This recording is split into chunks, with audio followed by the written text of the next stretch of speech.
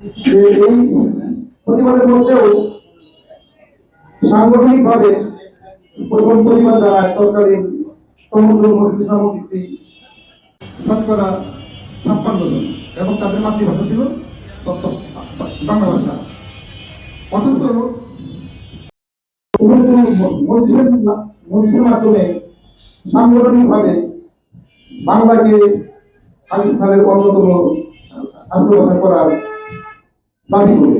আসলে ইতিহাস অনেক, আমি অত কথা বলতে যাব না, শুধু এটুকু বলতে চাই যে তৎকালীন ঢাকা বিশ্ববিদ্যালয়ের প্রতিবাদে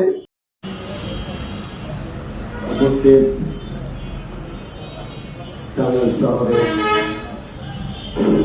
আজকের এই অনুষ্ঠানের পরিচালক, কর্ম পরিষদের অন্যতম সদস্য, বিশিষ্ট শিল্পী জনাব লুৎফর রহমান, আমার সামনে উপবিষ্ট সম্মানিত টাঙ্গাইলের আপামর জনসাধারণ এবং আমাদের সংগঠনের সম্মানিত ভাইরা, আসসালামু আলাইকুম ওয়া রাহমাতুল্লাহি ওয়া বারাকাতুহু।